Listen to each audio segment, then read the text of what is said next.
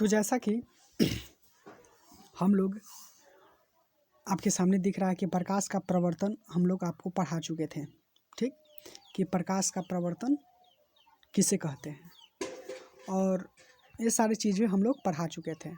और आज जो पढ़ाने वाला हूँ ना वो बहुत ही इम्पोर्टेंस है। देखिए क्यों इम्पोर्टेंस है, मैं आपको बता देना चाहता हूँ कि देखिए ये प्रकाश का प्रवर्तन जो है वो कह सकते हैं कि आपके बोर्ड के लिए ना, बिहार बोर्ड कोई भी बोर्ड हो उसके लिए ना ये टॉपिक बहुत ही इम्पोर्टेंस है। ये अक्सर हमारे बोर्ड एग्ज़ाम में यहाँ से बहुत सारा प्रश्न आते हैं, तो यहाँ से आपको ज़रूर रिकवर करना चाहिए, ठीक ना, क्योंकि ये बहुत ही इम्पोर्टेंट है। देखिए हालांकि मैं आपको प्रकाश का प्रवर्तन पढ़ा चुका हूँ, ओके, मैं ये चीज़ें पढ़ा चुका हूँ, लेकिन फिर भी मैं आपको फिर से अगेन मैं आपको पढ़ा देना चाहता हूँ, क्योंकि यहाँ से जितना भी टॉपिक आज हम पढ़ने वाले हैं ये कह सकते हैं कि हमारे बोर्ड के लिए बहुत ही इम्पोर्टेंस है। और देखिए यहाँ से देखिए मैं बोर्ड के लिए इसलिए कह दे रहा हूँ क्योंकि बच्चे यहाँ से बहुत अच्छी तरह से ध्यान देते हैं, लेकिन मैं आपको बता देना चाहता हूँ कि यहाँ से जो भी टॉपिक पढ़िएगा वो आपके लिए नॉलेज के लिए बहुत इंपॉर्टेंस है। पहले बात कि बोर्ड्स के लिए तो इतना इम्पोर्टेंट है कि हम कह ही नहीं सकते, और दूसरी बात कि कंपटीशन में इसी का यूज होता है। जो आप जैसे 12th पास कीजिएगा तो वहाँ पर जैसे कि पास किए, या 10th पास कीजिए, 10th पास कीजिएगा, 10th क्लास पास कीजिएगा तो उसमें 12th में नाम लिखाइएगा। फिर उससे अगर आप चाहते हैं कि हाँ मुझे कंपटीशन फाइट करना है तो यही चीज़ें आपको पढ़नी है। ऐसा नहीं कि वो कंपटीशन के लिए अलग से पढ़ाई होता है, नहीं, यही सारी चीज़ें होती है, लेकिन वहाँ पर उसे शॉर्ट कर दिया जाता है। जैसे कि हम लोग आज डिटेल में इसको पढ़ रहे हैं, लेकिन जब कंपटीशन में जाते हैं तो इसी चीज़वा को बहुत थोड़ा सा लोग पढ़ाते हैं, ठीक ना। तो काहे ना हम यहाँ पर अच्छी तरह से पढ़ लें कि हमें कंपटीशन में पढ़ने की कोई आवश्यकता ना हो, ठीक। चलिए, तो यहाँ से कह सकते हैं कि हमारे बोर्ड के लिए बहुत ही इम्पोर्टेंट है। तो देखिए पहला क्या है, जैसे कि हम पढ़ा चुके हैं प्रकाश का प्रवर्तन, ये जो टॉपिक है यहाँ पर ये सिर्फ पढ़ा चुका हूँ, लेकिन फिर भी एक थोड़े समय के लिए मैं आपको कुछ ज्ञान देना चाहता हूँ। और इसका देखिए एक और बात है कि इसका PDF ना वीडियो के डिस्क्रिप्शन बॉक्स में मिल जाएगा, वहाँ से डाउनलोड कीजिएगा और आप नोट्स बना सकते हैं। तो देखिए कि जब प्रकाश की किरण किसी वस्तु से टकराकर उसी माध्यम में लौट आती है, लौटने की प्रक्रिया को प्रकाश का प्रवर्तन कहते हैं। यानी कि लौटने की प्रक्रिया है ना, उसी को क्या कहते हैं, प्रकाश के प्रवर्तन। हालांकि मैं सारी चीज़ों को मैं आपको बता चुका हूँ। अगर इन क्लास को आज जो मैं आपको पढ़ा रहा हूँ इस क्लास को अच्छी तरह से समझना है तो मैं बता देना चाहता हूँ कि इससे पहले वाला क्लास का करना ज़रूरी है, क्योंकि वो नहीं कीजिएगा तो आप नहीं इस क्लास को समझ सकते हैं। देखिए हालांकि देखिए मैं बता देना चाहता हूँ, मान लीजिए कि आप एक किसान हैं, ठीक, किसान हैं तो आपको सिर्फ खेती करना है, ठीक। मान लीजिए जाए कि पहला दिन क्लास हुआ खेती करने के बारे में, उसमें यह बताया गया कि देखिए बीज को कौन कंडीशन में जैसे बोना चाहिए या रोपना चाहिए, तो जैसे कि मिट्टी किस प्रकार का होना चाहिए, जैसे मिट्टी किस प्रकार का नहीं, मिट्टी का कौन सा कंडीशन होना चाहिए, ये सारी चीज़ों को अगर कि हाँ आप थोड़ा सा भीगा हुआ रहना चाहिए या सूखा हुआ रहना चाहिए या बहुत ही फ्रेश होना चाहिए, इस कंडीशन में बीज को रोपना चाहिए। और दूसरे दिन यह बताया गया कि हाँ जैसे कि बीज है उसको कैसे बोना चाहिए, ठीक, वो खेती करके बता रहे हैं। पहला दिन वो कंडीशन बताएं कि हाँ इस स्थिति में आपको इस बीज को बोना है। जैसे कि देखिए कोई ऐसा बीज होता है जो पानी में ही बोना जाता है, और कोई ऐसा बीज होता है जो विदाउट पानी यानी सूखा हुआ ज़मीन में ही बोना जाता है, थोड़ा सा फरहर होना चाहिए। तो वो है ना, वो कंडीशन आपको पहले क्लास में बताया गया, लेकिन आप आए दूसरे क्लास में तो दूसरा क्लास में से डायरेक्ट ये हुआ कि चलिए इसको इसमें बुनिए, इसमें इसको उसमें बोइए, उस खेत में बोइए। तो आपको अगर बोला जाएगा कि बोइए तो आप समझ में नहीं आया कि हाँ इसको गीला वाला खेत में बोलना है या सूखा वाला खेत में बोलना है। तो उसी टाइप से ये भी है, अगर इस क्लास को समझना चाहते हैं ना तो इससे पहले वाले क्लास को देखना ज़रूरी है। समझे? पढ़ाई एक नॉर्मल ऐसा नहीं है कि हाँ कि आप उसको फाड़े निकल गए, ऐसी बात नहीं है। देखिए मैं जानता हूँ कि आप समझेगा, लेकिन वो सारी चीज़ों का नॉलेज भी होना ज़रूरी है, ठीक है ना। तो आप देखिए रेगुलर पढ़िएगा तो आपको वो बेनिफिट, ऐसा नहीं कि मैं एक स्टूडेंट नहीं था, मैं भी स्टूडेंट था। तो ऐसा नहीं था कि वो सारी चीज़ों को जैसे कि हम लोग को रियलाइज़ किया होगा कि अगर एक दिन नहीं जाता तो दूसरा दिन थोड़ा सा डिफ़िकल्ट, या नहीं कह रहा हूँ कि पूरा समझ में नहीं आएगा, लेकिन थोड़ा सा डिफ़िकल्टी फील होगा। जैसे कि हाँ कल किस टॉपिक के बारे में पढ़ाए होंगे, उससे रिलेटेड याद है या नहीं है, वो सारी चीज़ें आपको पता नहीं चलती है अगर क्लास अब्सेंट कीजिएगा तो इसलिए इससे पहले वाले क्लास को आप देख लीजिए। चलिए तो प्रकाश का प्रवर्तन, जैसे कि मान लीजिए कि यहाँ से प्रकाश आया और दर्पण से टकराया, मान लीजिए कि वस्तु से टकराया। देखिए कई एग्जाम्पल ऐसा होता है कि जब प्रकाश के किरण किसी दर्पण से टकराता है, डजेंट मैटर वस्तु से टकराया दर्पण से टकराया, दर्पण भी एक वस्तु है। और दर्पण क्यों रखा जाता है मैं आपको बता रहा हूँ, क्योंकि उसका परावर्तक, उसका सतह होता है ना, वो परावर्तक होता है, इसीलिए रिफ्लेक्शन के लिए, परावर्तन के लिए वो दर्पण से टकराते हैं।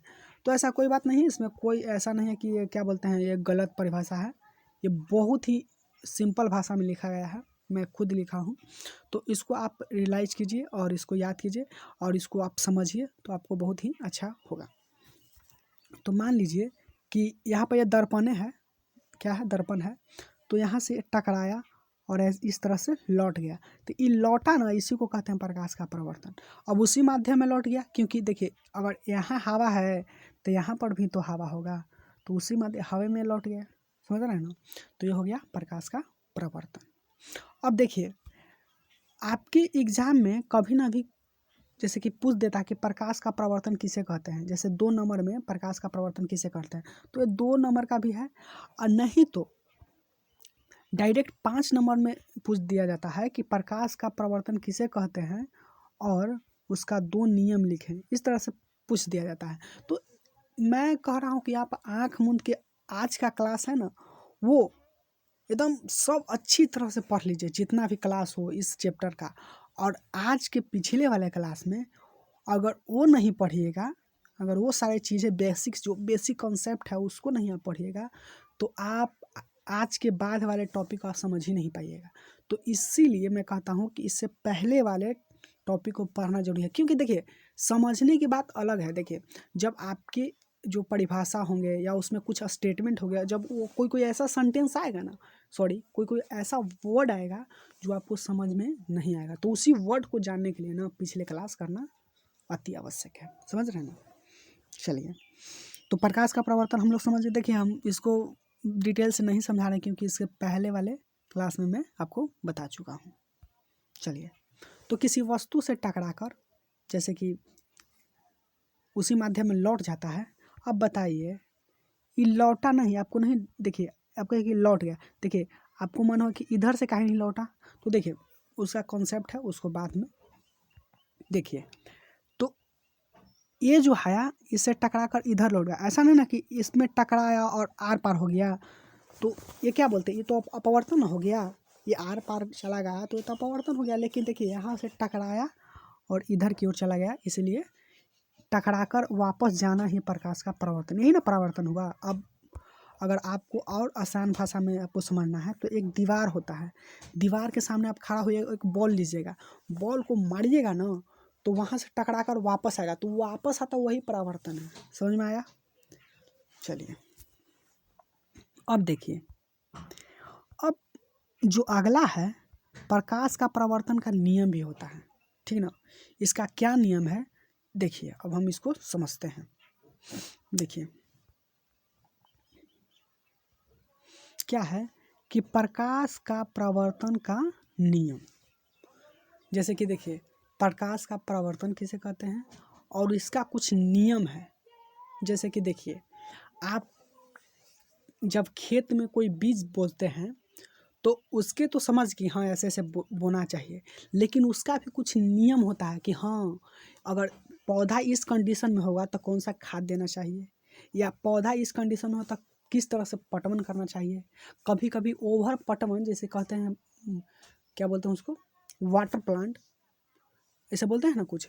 तो जब उसको पटाते हैं ना, जब उसको हम उसमें पानी डालते हैं तो कंडीशन के अनुसार ही, जैसे पौधा कितना बड़ा है तो कितना पानी डालना चाहिए। ऐसा है कि छोटा होगा तो ज़्यादा डालेंगे तो सड़ भी जा सकता है। उसी लिए प्रकाश के प्रवर्तन को समझने के लिए ना उसको, उसका परिभाषा भी है, उसका कुछ नियम भी है। तो उसको नियम को भी आपको समझना है। देखिए इसका नियम क्या है, इसका रूल क्या है, ये क्या बताना चाहता है। प्रकाश का प्रवर्तन तो आई थिंक समझ चुके होंगे, समझ चुके हैं ना कि प्रकाश का प्रवर्तन किसे कहते हैं। तो प्रकाश का प्रवर्तन जैसे कि, एक मिनट और, जैसे कि आपके मन में हुआ कि लाइट जो आ रहा है कहाँ से आ रहा है, ये कहीं से आ रहा है। ये रियलाइज आपको कराया जा रहा है। लाइट का कोई जैसे कि लाइट है तो कहीं से आ सकता है। अगर आप लालटेन बार दिए तो उससे भी लाइट आ रहा है। और ज़्यादा उदाहरण दिया जाता है, जैसे कि मैं आपको ये आपको ये दिख रहा होगा कि हाँ प्रकाश की किरण आ रही है, लेकिन कहाँ से आ रही है ये नहीं आपको पता चल रहा है। लेकिन मान लीजिए कि यहाँ पर एक, समझिए कि क्या बोलते हैं, ये है, और यहाँ पर हम मोमबत्ती बांध दिए तो यहाँ से लाइट आएगा कि नहीं, एक किरण आएगा, ऐसे टकराएगा और वापस चला जाएगा। तो अब आपके मन में होगा कि काहे इससे टकराएगा। तो देखिए वहाँ पर अगल बगल में जितना वस्तु होगा ना, सब उस प्रकाश की किरण हर वस्तु से वो टकराएगा। ऐसा नहीं कि सिर्फ ये दर्पण से ही रखा हुआ है। ये देखिए एग्जाम्पल के लिए बाबू, देखो इसको ना एग्जाम्पल के लिए रख दिया गया है कि देखिए जब प्रकाश की किरण आता है तो इस तरह से टकराता है। अगर मान लिया जाए कि ये मोमबत्ती बढ़ रहा है, अगर यहाँ पर किताब रखा हो तो इससे भी टकराएगा। अगर यहाँ पर आदमी है तो इससे भी प्रकाश टकराएगा। और यहाँ पर देखिए कुछ भी हो, दीवार हो, तो उससे भी प्रकाश की किरण टकराएगा। और जहाँ जहाँ टकरा कर वापस आएगा ना वो वस्तु आपको दिखाई पड़ेगा। समझ में आ रहा है ना। तो कह सकते हैं कि प्रकाश के परिवर्तन की वजह से ही किसी वस्तु को हम लोग देखते हैं। आज दिख रहे हैं क्यों, हम आपको दिखते हैं। जैसे कि देखिए ये क्या बोलते हैं, जो हम लोग पढ़ रहे हैं अभी, या कह सकते हैं कि जब आप किसी बेंच पर बैठ कर पढ़ते रहते हैं तो बोर्ड को वहाँ ताकते हैं तो आपको दिखाई पड़ता है। क्यों दिखाई पड़ता है, क्योंकि सबसे पहले ना प्रकाश, देखिए अब मान लिया जाए कि रात को अगर सर आपको पढ़ाएंगे, बल्ब नहीं लगा रहेगा, दिख पाइएगा, नहीं देख पाइएगा। वही जब सुबह होता है तो वहाँ पर हम लोग को दूर से भी दिखाई देता है। क्यों, क्योंकि उससे प्रकाश, उसके सबसे पहले प्रकाश उस बोर्ड पर पड़ता है। तो बोर्ड पर पड़ता है तो आपकी आंखों तक टकरा कर आता है, तो आप देखते हैं। अब मान लीजिए कि वहाँ पर टीचर खड़ा है बोर्ड पर, तो प्रकाश की किरण टीचर पर जाता है, फिर टकरा कर आपकी आंखों तक आता है, तो आप टीचर को देखते हैं। तो आपके मन में ये होगा, जब माइंड आपको देखिएगा तो आपके मन में ये होगा, अरे हम तो देखबे नहीं करते हैं कि सर जी पर प्रकाश टकराया, चाहे बोर्ड पर टकरा, तो वो आपको रियलाइज़ नहीं होगा। लेकिन साइंस जो कह सकते हैं कि क्या बोलते हैं, साइंस के अनुसार ये चीज़ें होती है। अगर टकराएगी नहीं तो आपको दिखेगा नहीं।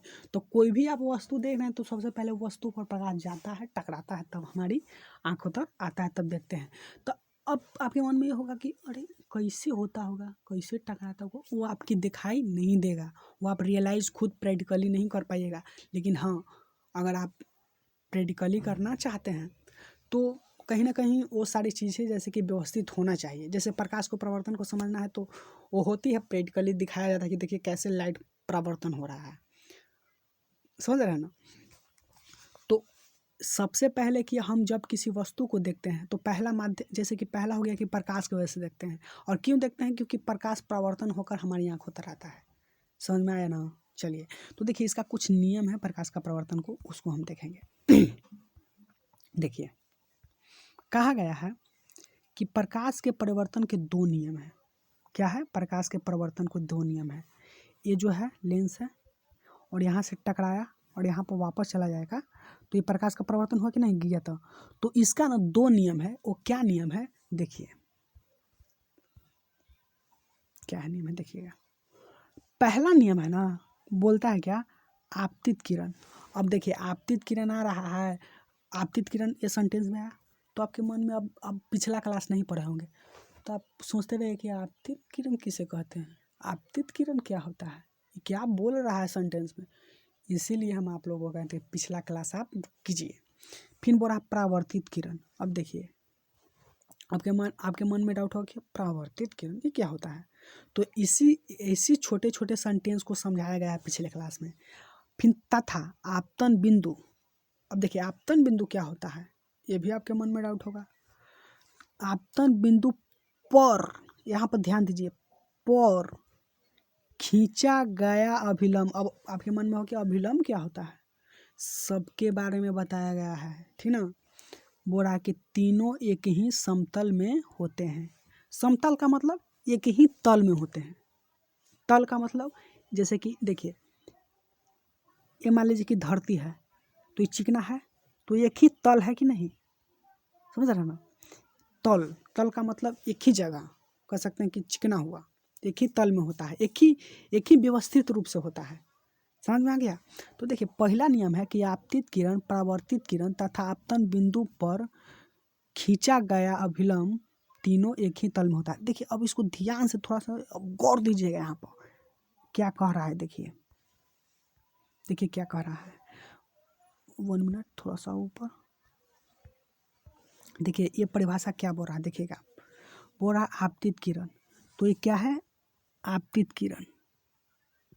आपतित किरण है ना, जिसे बोलते हैं इंसिडेंट रे, इसको क्या बोलते हैं, इंसिडेंट रे। और देखिए फिर बोल रहा परावर्तित किरण, ये क्या है, परावर्तित किरण है, इसको क्या बोलते हैं, इसको क्या बोलते हैं, reflected ray. Incident ray, reflected ray.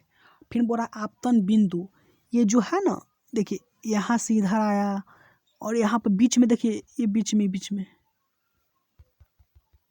देखिएगा, ये बीच में आपतन बिंदु है। समझ में आ गया ना, ये बिंदु है। देखिए यहाँ पर, देखिए मान लीजिए कि यहाँ से, देखिए 1 मिनट, मान लीजिए कि यहाँ एक दर्पण है, ठीक, और यहाँ से इधर आया, तो जिस बिंदु पर पड़ा ना, जिसे 1 मिनट, ये देखिए ये क्या है, दर्पण है। अब यहाँ से प्रकाश आया और यहाँ पर पड़ा, तो जहाँ पर पड़ता है वहाँ पर एक बिंदु होता है, तो बिंदु को क्या कहते हैं, आपतन बिंदु। और उसी बिंदु से टकराकर इधर चला जाता है। समझ आ गया ना, तो उसको कहते हैं आपतन बिंदु।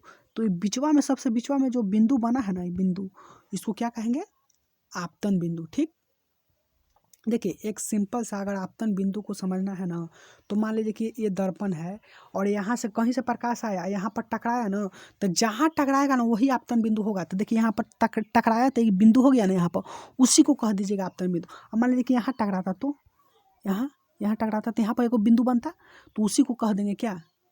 अरे देखिए आपको अगर आपतन बिंदु को समझना है ना, तो आप एक क्या करिएगा, लट्टू लीजिएगा। लट्टू होगा आपके पास, अरे मान लीजिए कि आपके पास जैसे कि छड़ होगा, उसको छड़ को ना ऊपर से फेंकिएगा, जैसे कि हाथ से लीजिएगा, छोड़िएगा, जहाँ गड़ गया ना, तो गड़ता है तो वहाँ पर बिल हो जाता है, छेद हो जाता है। तो उसी छेद में जो मान लीजिए वो छेद हुआ तो बिंदु बन गया कि नहीं, तो उसी बिंदु को क्या कहेंगे, आपतन बिंदु। ये नहीं ऊपर से आएगा तो देखिए मान लीजिए ऊपर से फेंकिएगा तो पृथ्वी से टकराएगा, तो टकराएगा, ठीक, तो वहाँ पर छेद हो जाएगा। अब मान लीजिए कि वहाँ पर तो गीला होगा तो धंस जाएगा, टकरा कर बाहर नहीं जाएगा। लेकिन जो टकरा बॉल भी गया तो टकरा कर ऊपर जाएगा, तो वहाँ पर एक बिंदु बन जाएगा, उसी को कहेंगे आपतन बिंदु। तो यहाँ पर देखिए ये बिंदु हो गया, तो इसको कहेंगे आपतन बिंदु। बोल रहा है कि आपतित किरण और परावर्तित किरण, आपतित किरण ये परावर्तित किरण है, समझ रहे ना। और आपतन बिंदु पर खींचा गया अभिलंब, यानी देखिए यहाँ पर आपतन बिंदु पर खींचा गया है कि अभिलंब है कि नहीं, ऊपर में खंबा है, इसको क्या कहते हैं, अभिलंब कहते हैं। ये ओ और जेड क्या है, ओ जेड क्या है, यहाँ से ओ और जेड क्या है, अभिलंब है। ये खींचा गया, किसको पर खींचा गया था, आपतन बिंदु पर। देखिए जहाँ पर पड़ेगा वहाँ बिंदु होगा, तो ये बिंदु है, तो उसी बिंदु पर ना खींचा गया है अभिलंब। तो वो अभिलंब है ना, वो क्या कह रहा है, एक ही समतल में होते हैं, यानी एक ही तल में। तो बताइए कि एक ही तल में तीनों है कि नहीं, देखिए एक ही तल में है कि नहीं। देखिए प्लेन है और एक ही तल में तीनों है, ये भी यहीं जाके मिला, यही यहाँ आके मिला, और यहीं आके मिला, तो एक ही तल पर है कि नहीं। ऐसा नहीं ना कि एक इधर है तो एक इधर है तो एक इधर, सब एक ही तल में है। आप देखिए, मान लीजिए, देखिए यहाँ पर आता ये भी यहीं मिला, परावर्तित हुआ तो ये जूने था, और अभिलंब डाला तो एक ही जामा। तो 1 मिनट, ये ऐसे हुआ और ये ऐसे हुआ, और ये यहाँ पर एक ही तल में तीनों है कि नहीं। देखिए आपतित किरण, परावर्तित किरण, अभिलंब तीनों एक ही तल में है। समझ में आया कि नहीं, है कि नहीं एक ही तल में। ऐसा नहीं ना कि आपतित किरण इधर गया था और परावर्तित किरण यहाँ से इसे हुआ और अभिलंब ऐसे हुआ, ऐसे हुआ है कभी। ये तो तीनों एक ही तल में है। समझ रहे हैं, तल के मतलब नहीं समझ रहे हैं। एक ही तल में होना यानी एक ही जगह एक ही बिंदु पर आकर वो व्यवस्थित हुआ है तीनों, उसीलिए कहते हैं कि एक ही तल में है। समझ में आया ना, तो तीनों एक ही तल में होते हैं। ये समझ गए, ये सारे शब्द आपको समझ में आ रहा है ना। आपतन बिंदु और खींचा गया लंब, अभिलंब, इसमें समझ में आ रहा है ना। तीनों एक ही, समतल का मतलब तल, एक ही तल में होते हैं। समझ आ गया। चलिए अब देखिए दूसरा नियम। पहला नियम हम लोग क्या देख लिए, पहला नियम क्या देखें हम लोग, देखें कि आपतित किरण, परावर्तित किरण तथा आपतन बिंदु पर खींचा गया अभिलंब एक ही तल में होता है। दूसरा क्या है, देखिए ये बोल रहा है दूसरा कि बोल रहा है कि आपतन कोण परावर्तन कोण के बराबर होता है। आपतन कोण को आई से डिनोट करते हैं और परावर्तन कोण को आर से डिनोट करते हैं। तो बोल रहा है कि आपतन कोण है जो परावर्तन कोण के बराबर होता है। समझिएगा, आपतन कोण परावर्तन कोण के बराबर होता है, यानी दोनों इक्वल होता है। इक्वल का मतलब समझिए, बराबर का मतलब समझिए। मान लीजिए कि आपतन कोण है रमेश, ठीक, परावर्तन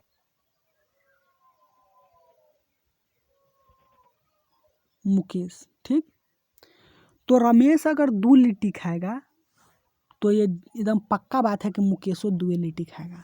ये 3 लिट्टी खाएगा तो मुकेशो खाएगा 3 लिट्टी। अगर रमेश खाएगा 5 लिट्टी तो यह खाएगा 5 लिट्टी, यानी दोनों बराबर है। कहने का मतलब देखिए, यहाँ पर एक सूत्र भी होता है, आई बराबर कोण, कोण आई बराबर कोण आर, यानी दोनों कोण, देखिए आपतन कोण और परावर्तन कोण। तो देखिए आई बराबर आर का मतलब क्या हुआ, आई बराबर आर का मतलब, आई का मतलब आपतन कोण, आर का मतलब परावर्तन कोण। ये सारी चीज़ों को मैं पढ़ा चुका हूँ आपतन कोण और परावर्तन कोण के बारे में पिछले वीडियो में, इसीलिए उस वीडियो को देखिएगा तब आप इसको समझ में आएगा। अब देखिए इसको समझना बहुत इंपॉर्टेंस है। तो देखिए आपतन कोण परावर्तन कोण के बराबर होता था, आई बराबर आर। ये जो आई बराबर आर लिखा गया, क्यों लिखा गया है, इसलिए लिखा गया है कि ऊपर देखिए स्टेटमेंट है कि आपतन कोण परावर्तन कोण के बराबर है। तो हम जानते हैं कि आपतन कोण को आई से डिनोट करते हैं, परावर्तन कोण को आर से डिनोट कर सकते हैं। तो ऊपर लिखा गया है उसी को, तो खाली सिर्फ उसको ऐसे कर दिया गया है, उसी स्टेटमेंट को ये छोटा सा बना दिया गया है। देखिए ये बड़ा में लिखा था कि आपतन कोण परावर्तन कोण के बराबर होता है, लेकिन यहाँ पर लिख दिया कि आपतन कोण को आई से डिनोट करते हैं। तो ठीक, आई आओ परावर्तन कोण को आर से, तो आर आओ काठा के बराबर, तो बराबर हम कर देंगे, लिख लीजिए। ये छोटा सा सेंटेंस में, जैसे कि छोटा सा स्ट्रक्चर में ये क्या बोला, हो गया, ये कंप्लीट हो गया, दूसरा नंबर ये हो गया कि नहीं। तो इसी शॉर्ट फॉर्म को यहाँ पर फुल फॉर्म कर दिया है, यही जो बड़ा सेंटेंस है उसको शॉर्ट में लिख दिया गया है। तो ऐसा नहीं कि अरे 3 गो का नियम है, वो यहाँ पर लिखा था आई बराबर आर, तो नहीं बाबू। देखो सॉरी, देखिए क्या होता है कि इसी को ना शॉर्ट फॉर्म में लिख दिया गया है, समझ रहे हैं ना आप लोग। तो देखो, तो ये बहुत ही इम्पोर्टेंट था, ठीक। तो देखिए आप लोग समझिएगा कि आई का मतलब आपतन कोण और आर का मतलब परावर्तन कोण, समझ में आ गया। तो आई माने क्या होता है, आपतन कोण, आर का मतलब परावर्तन कोण। तो दोनों नियम को समझ गए, नहीं समझे अभी, हम आपको रियलाइज करके बताए नहीं है। पहला वाला को तो रियलाइज कर दिया, लेकिन दूसरा वाला को करने हैं आपतन कोण। जैसे कि देखिए ये जो सारी नियम है, देखिए ये को बात जान लीजिए आप लोग, ये जो दोनों नियम है ना, दोनों नियम, ये जो दोनों नियम सिर्फ इसी से बना है। यहाँ पर देखिए यही से बना है, ऐसा नहीं कि उसका कोई अलग नियम होगा, नहीं, यही से नियम दोनों बना है। देखिए क्या कह रहा है, आपतन कोण किसे कहते हैं पता है ना? आपतित किरण अभिलंब के बीच बना हुआ कोण को क्या कहते हैं? आपतन कोण। और परावर्तित कोण, जैसे परावर्तित किरण और अभिलंब के बीच बना हुआ कोण को क्या कहेंगे? परावर्तन कोण। तो देखिए यहाँ पर क्या है, ये कह रहा है ना कि मान लीजिए कि यह 60 डिग्री का कोण बनाएगा, तो ये भी क्या होगा? परावर्तन कोण भी 60 डिग्री का कोण बनाएगा। तो देखिए यहाँ पर दिया भी गया है, देखिए ये कोण बना रहा है, देखिए कोण बना रहा है, समझ में आया? इसीलिए देखिए यहाँ पर लिखा गया है आई, और यहाँ पर आर लिखा गया है, तो ये कोण बना दिया गया है, ठीक ना? ये देखिए कोण बना रहा है, देखिए ये कोण। देखिए थोड़ा सा आप लोग, जैसे कि आप लोग अभी 10th में गए तो कोण के मतलब ही नहीं समझ रहे हैं। देखिए क्या होता है ना, आपको जैसे कि बहुत सिंपल तरीका से, अब आप घर अगर चौखुट बन गया, घर चौखुट है, ठीक? तो अगर आपके मम्मी अगर इस यहाँ पर अगर एगो मान लीजिए कि कोई वस्तु रख दिए, तो मम्मी क्या बोलते हैं कि जाओ क्या बोलते हैं, मान लीजिए कि इधर है, मान लीजिए कुछ भी, पूरब पश्चिम उत्तर दक्षिण, तो क्या बोलते हैं कि जाके देखना दक्षिणाही कोनवा में होगा, मान लीजिए कि खुरपी रखा है तो खुरपी वहाँ होगा दक्षिणा, कहाँ पर जाना? दक्षिण, घरवा के दक्षिण कोना में जाना ना, तो कोनवा में रखल है वो खुरपी ले आओ। देखिए कोना का मतलब क्या वो भी जानते हैं, जैसे हम लोग कोन बोलते हैं तो उन लोग कोना बोलते हैं। तो यहाँ पर कोन बना है, देखिए यहाँ पर जितना भी कोन बना है ना 90 डिग्री का कोन बना है। तब आप कैसे 90 डिग्री का कोन बनाया है? तो देखिए यहाँ पर सीधे खड़ा होता है और ऐसे हुआ, देखिए यहाँ पर ऐसे हुआ, तो ये 90 डिग्री का कोण बन गया। अगर मान लीजिए कि ऐसे ऐसे हुआ तो ये भी कोण बना, लेकिन ये रियलाइज मापा जाता है तब आपको पता चला है कि 30 डिग्री की 60 डिग्री या 50 डिग्री, वो मापने का एक क्या बोलते हैं, एक चंदा मामा जिसको बोलते हैं, उससे भी आप बना सकते हैं वो सारी चीज़ें, या क्या बोलते हैं उसको जो घुमाते हैं इस तरह से, उससे भी आप बना सकते हैं कोण। तो कोण का मतलब एक एंगल क्रिएट करता है। अब मान लीजिए कि इसको तो पता नहीं है, उसको निकालने पड़ेगा कि 30 डिग्री का कोण बना है, कि 15 डिग्री का कोण बना है, या 35 डिग्री का कोण बना है, या 70 डिग्री का कोण बना है, आपको निकालने पड़ेगा। कब निकलेगा? जब वो ये पता चला कि किस कोण से आपतित किरण आया, ठीक ना? तो ये कोण है ना, ये कोण बना, अगर मान लीजिए कि अभी हम एग्जाम्पल दे रहे हैं कि ये 90 डिग्री तो नहीं होगा, मान लीजिए कि ये चलिए 45 डिग्री, ये 45 डिग्री का कोण बना है, कौन? आपतन कोण। तो ये अब ये बताइए 45 डिग्री के तो आर ओ क्या हो जाएगा? 45 डिग्री होगा। अब एगो क्वेश्चन देते हैं, समझिएगा तनी ध्यान से। ये क्वेश्चन है कि यदि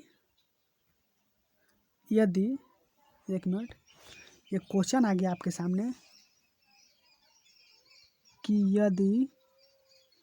यदि आपतन कोण 45 डिग्री है तो परावर्तन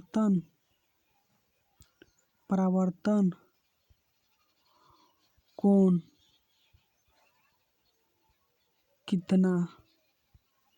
कितना होगा? अगर एक क्वेश्चन आ गया कि यदि आपतन कोण 45 डिग्री हो तो परावर्तन कोण कितना होगा, तो आप लोग कितना बताइएगा? मान लीजिए कि आपके एग्जाम में आ गया कि आपतन कोण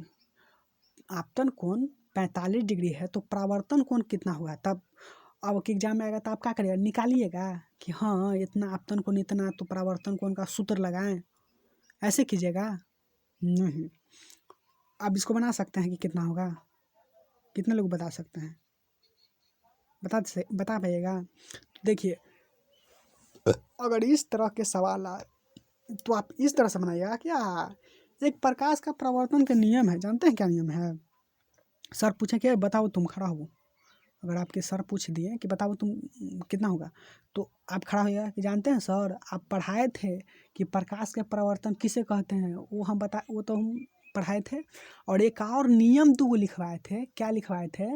पहला नियम था वो तो था कि तीनों एक ही तल में होता है, लेकिन दूसरा नियम लिखवाए थे क्या कि आपतन कोण ना परावर्तन कोण के बराबर होता है, एकदम हमेशा बराबर रहेगा। ऐसा नहीं कि आज बराबर है तो कल बराबर नहीं रहेगा, कल भी बराबर है, यानी जिंदगी भर बराबर रहेगा।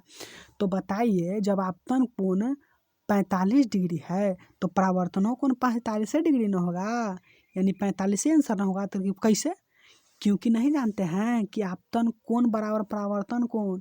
तो बताइए अगर इसके पास 45 डिग्री कोण है तो परावर्तनों के पास होगा उतने का है, क्योंकि दोनों बराबरे होता है। ये एक रोटी खाएगा तो समझ जाएंगे कि वो भी एक ही रोटी खाया था, वो 2 रोटी खाएगा तो हम, जैसे कि आप बता दिए कि आपतन कोण 1 रोटी खाया तो हम ऑटोमेटिक जान जाएंगे कि परावर्तन कोण कितना खाया, वो एक रोटी खाया का है, क्योंकि दोनों बराबर है, ये है, दोनों के पेटवा एक ही है, ये है, तो दोनों तो एक ही ना खाएगा। तो उसी लिए जब आपतन कोण परावर्तन कोण के बराबरे है तो हम निकाले जाए सूत्र क्यों, हम जानवे करते हैं कि अगर आपतन कोण 20 डिग्री होगा तो परावर्तनों कोण 20 डिग्री होगा, अगर आपतन कोण 45 डिग्री होगा तो परावर्तनों कोण 45 डिग्री होगा। तो दोनों का जैसे कि उसका अगर जान गए तो परावर्तन कोण का जानना है। अगर मान लीजिए परावर्तन कोण जान गए कि परावर्तन कोण है 45 डिग्री तो हम जान जाएंगे कि आपतन कोण होगा 45 डिग्री। अगर परावर्तन कोण है 30 डिग्री तो आपतन कोण है वो भी है 30 डिग्री। अगर मान लीजिए कि जाने कि आपतन कोण है 30 डिग्री तो परावर्तन कोण है 30, दोनों बराबरे है तो कोई एगो पता चल जाएगा तो सब हमको पता चल जाएगा। तो इस तरह से आप निकाल लेते, इसका भी कोई अगर आप नियम जान रहे हैं तो इसका भी 45 से आंसर आएगा, परावर्तनों कोण भी 45 से होगा। समझ में आ रहा है ना? समझ में आया? तो समझ गए दोनों नियम को, प्रकाश का प्रवर्तन ये जो है ये समझ गए। चलिए तो प्रकाश का प्रवर्तन समझे, प्रकाश के 2 नियमों के बारे में। इसको यहाँ से देखिए, यहाँ से जितना भी टॉपिक पढ़ाऊंगा ना सब आँख मूंद को उसको रियलाइज कीजिएगा, आपके एग्जाम में नहीं आपका ज़िंदगी में भी काम आएगा। एक बात जान लीजिए। समझ में आ गया? चलिए अब हम लोग पढ़ेंगे, थोड़ा सा ये कटिंग हो गया है। समतल दर्पण पर लंबवत पड़ने वाली किरण, समतल दर्पण पर लंबवत पड़ने वाली किरण। अब मान लीजिए कि कोई भी समतल दर्पण पर, क्यों समतल दर्पण पर इसलिए बोला जा रहा है। अब देखिए, अब आपके मन में होगा कि समतल दर्पण ये क्या होता है, तो देखिए इसके बारे में आपको पढ़ाया नहीं हूँ तो आपको समझ में, लेकिन आगे पढ़ाने वाला हूँ। लेकिन आप समझ जाइए कि समतल दर्पण इसका सतह ना एकदम चिकना होता है और एक प्लेन होता है, और इससे कोई भी वस्तु आएगा प्रकाश की सॉरी कोई भी वस्तु प्रकाश के किरण आएगा ना तो इससे टकरा कर वापस चला जाएगा। ठीक ना? समझ में आया? चलिए समझ गए। तो देखिए ये यहीं तक था, ये दूसरा हेडिंग है लेकिन ये एक ही में मिल गया है, इसके लिए सॉरी। बोल रहा है कि समतल दर्पण पर लंबवत पड़ने वाली किरण, समतल दर्पण पर अगर लंबवत पड़ेगा तो परावर्तित किरण क्या होगा। तो देखिए समझिएगा, इसको आगे समझ गए क्या बोल रहा है। समतल दर्पण पर, ये समतल दर्पण है ठीक, इस पर पड़ने वाली लंबवत पड़ने वाली, यानी लंबवत ऐसी ना होगा, ऐसी अगर जाएगा तो होगा 90 डिग्री होगा ना, 90 डिग्री। तो देखिए तो उसका पड़ने वाली परावर्तित किरण अगर लंबवत किसी दर्पण पर पड़ेगा तो उसका परावर्तित किरण कैसा होगा वो समझिएगा हम। तो देखिए समतल दर्पण पर लंबवत पड़ने वाली प्रकाश की किरण परावर्तन के बाद उसी पथ पर वापस लौट जाती है। इसको एकदम ध्यान से देखिए क्या बोल रहा है। बोल रहा है ना कि समतल दर्पण पर लंबवत पड़ने वाली प्रकाश की किरण परावर्तन के बाद उसी पथ पर लौट जाती है। अब देखिए क्या बोल रहा है, बोल रहा है ना कि समतल दर्पण पर पड़ने वाली प्रकाश की किरण, पड़ने वाली प्रकाश की आपतित किरण या पड़ने वाली प्रकाश की किरण परावर्तन के बाद उसी माध्यम में लौट जाती है, यानी उसी पथ पर लौट जाती है। अब मान लीजिए कि ये क्या है, प्लेन मिरर है। देखिए यहाँ पर लिखा हुआ है प्लेन मिरर। अब यहाँ से प्रकाश की किरण आया, लंबवत पड़ा, ये देखिए यहाँ पर दिखाया भी गया है, लंबवत यानी 90 डिग्री पर पड़ा, आ रहा है कि ना प्रकाश की किरण। और देखिए इधर से, देखिए ये एरो है कि इधर से आ रही है यहाँ से देखिए, ये देखिए, और एरो देख रहे हैं कि हाँ ये आने वाली एरो इधर से आ रही है और फिर उसी पथ पर लौट गई, उसी पथ पर लौट गई। समझ में आया? अगर आप थोड़ा सा इसे तिरछा करते जी, अगर इस एंगल से अगर आप तिरछा करते तो ये भी इस एंगल से जाता, लेकिन अगर आप सोझे अगर आप लंबवत किए हैं तो परावर्तित किरण भी लंबवत उधर महक चला जाएगा। अगर मान लीजिए कि ऐसे आपको आपतित किरण किए हैं तो ये भी परावर्तित किरण उसी पथ पर लौट जाएगा। अगर इसका कोण थोड़ा सा टेढ़ किए तो इसका भी कोण टेढ़ हो जाएगा परावर्तन का। तो देखिए इसमें क्या हुआ कि जब प्लेन मिरर पर ऐसे जब प्लेन मिरर था लंबवत पड़ा ना तो प्रकाश की किरण आया इधर से, प्रकाश की किरण और लंबवत पड़ा तो डायरेक्ट इसी पथ पर लौट गया। अब आपके मन में होगा कि मान लीजिए कि प्रकाश के किरण थोड़ा सा इसे टेढ़ा रहता, एकदम थोड़ा सा टेढ़ा, तो क्या होता? तो थोड़ा सा टेढ़ा ही इस तरह से लौटता, इस तरह से लौटता। अब बताइए, आप ही बताइए, ये प्रकाश के किरण एकदम लंबवत आया, ऐसे आया तो ये 90 डिग्री का कोण बना और इससे परावर्तन होगा तो इसी पथ पर ऐसे लौट गया, इस तरह से लौट गया। तो देखिए आप बताइए, अब यहाँ से कुछ निष्कर्ष निकलेगा। बताइए, ये बताइए, जब प्रकाश की किरण आया यहाँ पर पड़ा तो यहाँ पर बिंदु बन गया, यानी ये हो गया आपतित किरण, ठीक। और जहाँ पर पड़ा वो हो गया आपतन बिंदु। तो बताइए, तो आपतित किरण आपतन बिंदु पर और इस पर अगर अभिलंब डालेंगे तो कोई कोण बनेगा? देखिए तो कोई कोण बन रहा है। अगर मान लीजिए कि इस तरह से रहता, इस तरह से कि थोड़ा सा ही टेढ़ा आता इसे एकदम ऐसे पड़ता तो ये आपतित किरण हो गया। ये क्या हो गया? आपतित किरण। आपतित किरण के आई से डिनोट करते हैं। जहाँ पर पड़ा वो क्या हो गया?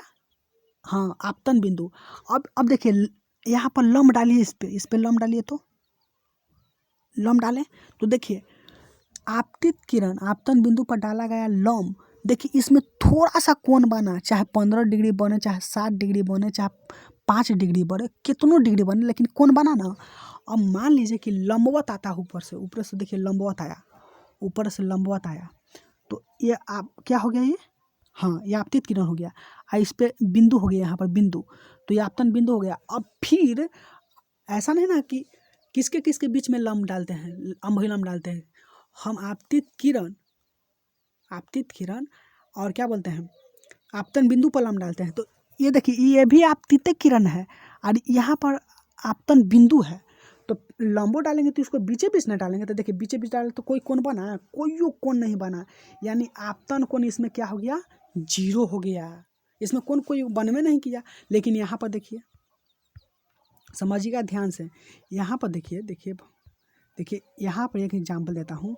अब यहाँ से थोड़ा सा मान लीजिए तिरछा ही आया तो ये आपतन बिंदु हो गया, ये आपतन किरण, तब इस पर लंब इसे सोझे डालेंगे, सोझे इसे लंब डालेंगे ना बीचे बीचे, तो इस पर कोण बनेगा ना। अब ये बताइए यहाँ पर देखिए ये जो है ये, अब मान लीजिए कि यहाँ से ऊपरे से आया आपतित किरण, माने ऊपरे से टौचे बारे, तो ये क्या हो गया? आपतन बिंदु हो गया। और लंब डालते हैं सोझे ना, तो सोझे डालेंगे तो कोई कोण बना? देखिए यहाँ पर 0 कोण बन रहा है। समझ रहे हैं आप? समझिए। तो यहाँ पर जानते हैं ना, इसमें आपतन कोण 0 हो गया। तो अब बताइए, अब आप बताइए कि परावर्तन कोण कितना होगा? तो आप बताइए कि वो 0 है। क्या है? क्योंकि नियम लिखवाए थे कि आपतन कोण परावर्तन कोण के बराबर होता है। इसीलिए हम भी कह सकते हैं कि आपतन कोण परावर्तन कोण के बराबर है। तो मान लीजिए कि आपतन कोण 0 है तो परावर्तन कोण क्या होगा? 0 होगा। क्योंकि इसलिए परावर्तन कोण भी 0 होगा, क्योंकि आपतन कोण परावर्तन कोण के बराबर होता है। समझ में आ गया? तो आप बताइए, कोई भी वस्तु पर प्रकाश की किरण अगर लंबवत पड़ेगा तो उस पर कोई कोण बनेगा? नहीं बनेगा, कोई कोने नहीं बनेगा, एकदम उसका आपतन कोण 0 हो जाएगा। आपतन कोण 0 होता है तो परावर्तन कोण 0 होगा। समझ में आया? ये सारे बातें समझ में आया? तो एक मैं आपको लंबवत बता दिया हूँ। आपके एग्जाम में कभी कभी ऑब्जेक्टिव में क्वेश्चन आ सकता है कि मान लीजिए कि ऐसा नहीं कि सिर्फ दर्पणे पर टकराएगा। अगर वस्तुओं पर बोल दिया कि मान लीजिए कि प्रकाश के किरण, कोई भी प्रकाश के किरण किसी वस्तु पर लंबवत जाता है तो उसका आपतन कोण कितना होगा, परावर्तन कोण कितना होगा। तो आप कहिए कि आपतन कोण 0 होगा और परावर्तन कोण 0 होगा, क्योंकि आपतन कोण परावर्तन कोण के बराबर है, तो आपतन कोण 0, इसलिए परावर्तन कोण 0। तो इस एग्जाम्पल में देखिए यहाँ पर आपतन कोण और परावर्तन कोण क्या है, बराबर है। समझ में आ गया ना क्या मैं पढ़ाने वाला हूँ। तो ये इसमें आपतन कोण और परावर्तन कोण बराबर होता है। और इसी कारण है कि एक के पथ से इसलिए लौट गया, जहाँ से आया उसी में इसलिए लौट गया क्योंकि उसका आपतित किरण का एंगल 90 डिग्री की ओर था, इसीलिए परावर्तनों को 98 डिग्री से चल गया। समझ गया ना। तो इसीलिए अगर आपको इसको आपतित किरण को अगर टेढ़ा कीजिएगा, जब आपतन कोण थोड़ा सा बनेगा तो परावर्तनों कोण बनेगा। अगर आप तिरछा थोड़ा सा आपतित किरण करते हैं तो परावर्तित किरण जिस एंगल से आप उसको टेढ़ा कीजिएगा तो परावर्तित किरण भी उसी एंगल से टेढ़ा होगा। तो देखिए यहाँ पर ये नहीं मैं कह रहा हूँ कि आप आपतित किरण को टेढ़ा करना। देखिए आपतन कोण जितना बनेगा उससे भी परावर्तन कोण भी उतना ही बनेगा। समझ में आ गया। तो ये सारी चीज़ें बहुत इंपॉर्टेंट है, जो बहुत इंपॉर्टेंट इसके बारे में जाना बोलिए। तो ये आज का क्लास इतना ही रखते हैं, ठीक। और इसको आप अच्छी तरह से याद कर लीजिएगा, ठीक। 1 मिनट और थोड़ा सा हैंग करा रुक लीजिए 1 मिनट। इसका PDF है ना, इसका PDF डिस्क्रिप्शन बॉक्स में मिल जाएगा, वहाँ से डाउनलोड कर लीजिएगा।